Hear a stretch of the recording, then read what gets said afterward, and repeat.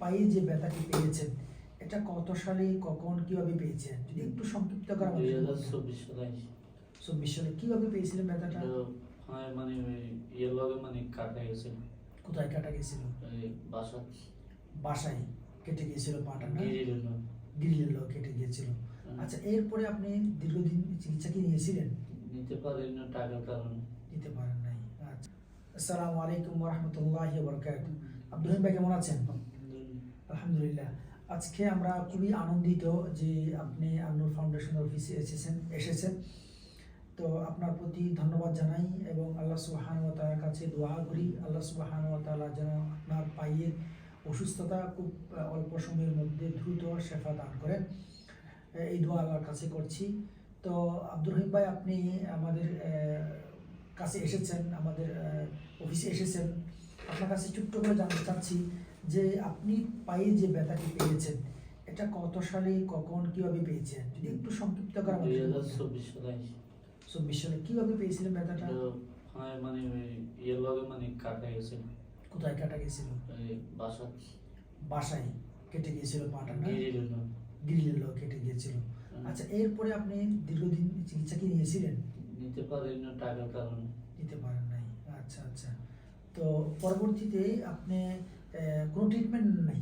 Treatment যেটা নিজ মানে এটা ডাক্তাররা বলতো ধরেন 1 মাসের ওষুধ খাইবার লাগে 2 মাসের ওষুধ খাইবার লাগে, তো আমি তো মানে খাইতে পারতাম না।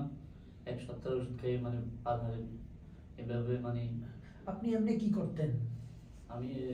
আমি গাড়ি চালাইতাম সিএনজি। আচ্ছা আছে আচ্ছা। ভালো থাকতে। ভালো থাকতে অসুস্থ হওয়ার পরে আপনি এগুলো পারেন না? হ্যাঁ, আগে মানে গাছের তো অ্যাক্সিডেন্ট হয়েছিল। আচ্ছা, এর আগে একবার হ্যাঁ, ছিল হয়েছিল? হ্যাঁ, জি, গাছের তো অ্যাক্সিডেন্ট হয়েছে পরে মানে এটা। আচ্ছা আচ্ছা। তো আপনি চিকিৎসা নিতে না পারার কারণে মূলত পাটা এরকম হয়ে গিয়েছে। জি। আপনার পাটা মানে কি হয়েছিল আসলে পাটাতে? পাটাতে মানে তো মানে কাটা গেছে, কাটা জানার পরে এতটুকু খাইতে হয়েছে। গর্ত হয়েছে। জি। আচ্ছা, এরপরে এটা দিন দিন বেড়ে গিয়েছে। জি। তো আপনি এটা দিয়ে হাঁটতেন কি করে? মাত্র পায়ে শোধ নাই তো। পায়ে আপনি বুঝেন না না, ব্যথা? বোধ নাই। কেন এটা এটা হইলো কেন? এটা আর ওই দোনো পায়ের রগ রগ আছে না, রগ ছিঁড়ে গেছিল। রক সেরে গিয়েছিল ওই গাছ থেকে পড়ার জি, কারণে? জি। আচ্ছা আচ্ছা। এরপর থেকে আপনি পায়ে ব্যথা অনুভব করতেন না। জি। এই কারণেই আপনি এখানে এটা দিন দিন বড় হয়ে যাচ্ছে, কিন্তু আপনি বুঝতে পারতেছেন না যে এটা এত বড় হয়ে যাচ্ছে। আচ্ছা, একদম ব্যথা করতো না?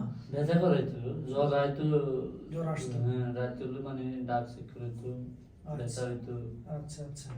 ওইটা মানে আন্দাজ করবো। তো ডাক্তার কাছে গেলে ডাক্তার ডাক্তার কয়েকটা ওষুধ প্যারাসিটামল ধরাই দিত, কয়েকদিন খাইতেন, আবার জি। এভাবে এভাবে করতেন। জি। আচ্ছা আচ্ছা। বর্তমানে আপনি এমনি কি করেন?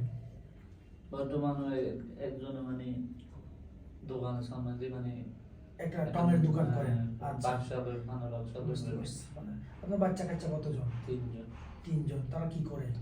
মাদ্রাসাতে ভাই। মাদ্রাসাতে পড়ে? এটাকে 3টাই ছেলে? না, একটা ছেলে 2টা মেয়ে। হ্যাঁ। ছেলেটা বড়? না, ছেলেটা হলো মেজো। মেজু। আচ্ছা আচ্ছা। মেয়েটাও পড়ে? জি। আলহামদুলিল্লাহ।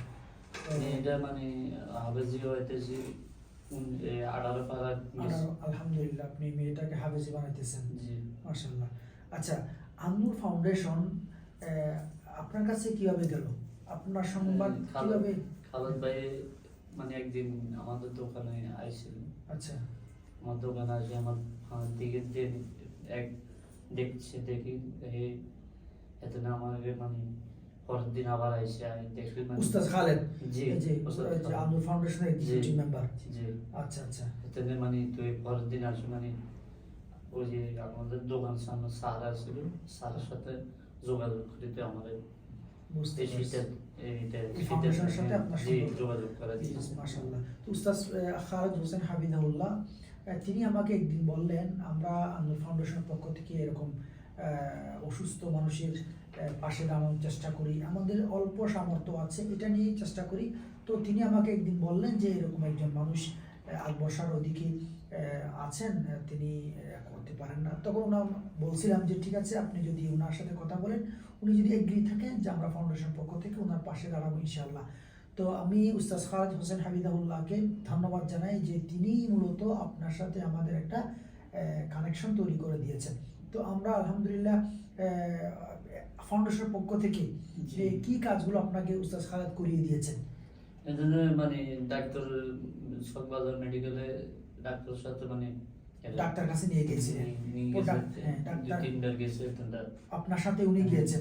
মাশাআল্লাহ, উনি তো অনেক ব্যস্ত মানুষ, এরপর আপনাকে সময় দিয়েছেন, আপনাকে নিয়েই ডাক্তারের কাছে গিয়েছেন। মানে দেখাশোনা করছে, তারপর ওই ওষুধ দাবার ডাক্তাররা লিখে দিছে, আবার রিপোর্ট করছে, হ্যাঁ। এগুলো করাইছে। আচ্ছা, তারপরে- পরীক্ষা নিরীক্ষা দিছে? হ্যাঁ, আচ্ছা আচ্ছা খালেদ ভাই। উস্তাদ খালেদ মাশাআল্লাহ, উনি পরীক্ষা নিরীক্ষা আপনাকে নিয়ে পাশে জি, রাখেন, জি। এগুলো রাখেন। উনি এগুলো আপনাকে পরীক্ষা নিরীক্ষা করিয়ে দিয়েছেন। পরীক্ষার রিপোর্ট কেমন হয়েছে? আল্লাহ দিলে ভালো আছে, মানে মোটামুটি সব খুব দিকে- ভালো আছে এখন আলহামদুলিল্লাহ, যে পরীক্ষা নিরীক্ষা সবগুলো করা হয়েছে তো? জি আলহামদুলিল্লাহ।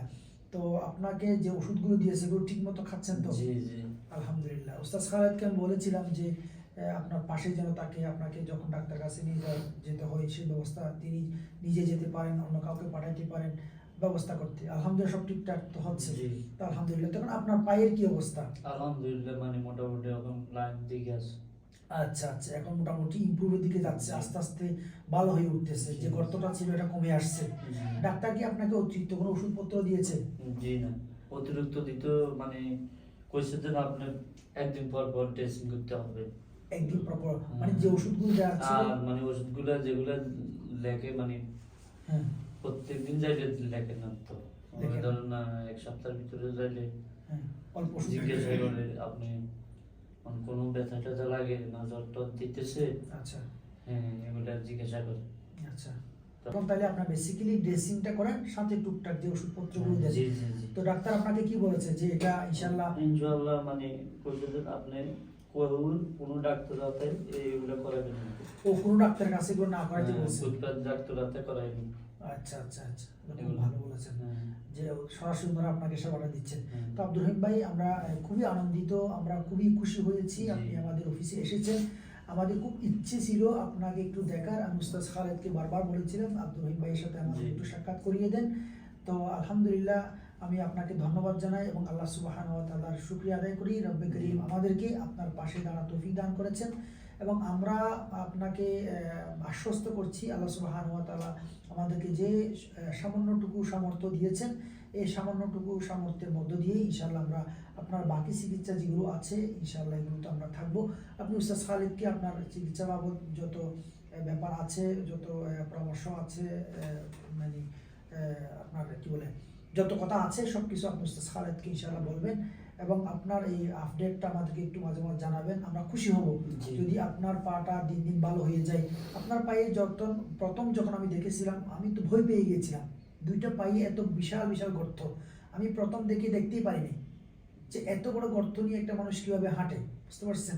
তো যাই হোক, আলহামদুলিল্লাহ আজকে যেটুকু দেখাইলেন একটু তো মাশাআল্লাহ বেশ ভালো হয়েছে। পাশের চামড়াগুলো আস্তে আস্তে নতুন চামড়া গজাচ্ছে, আলহামদুলিল্লাহ। যাই হোক, তো আল্লাহ সুবহানাহু ওয়া তাআলার কাছে দোয়া করবেন, আমাদের জন্য দোয়া করবেন, আমরা যেন আপনার মতো আরো এরকম অসহায় আরো মানুষের পাশে দাঁড়াতে পারি এবং আল্লাহ সুবহানাহু ওয়া তাআলার জন্যই একমাত্র কাজটা আমরা করতে পারি। আমাদের জন্য দোয়া করবেন, আল্লাহর কাছে বলবেন, আল্লাহ যেন আমাদেরকে সে তৌফিক দান করেন। তো ঠিক আছে রহিম ভাই, খুবই খুশি হলাম। জাযাকাল্লাহু খাইরান।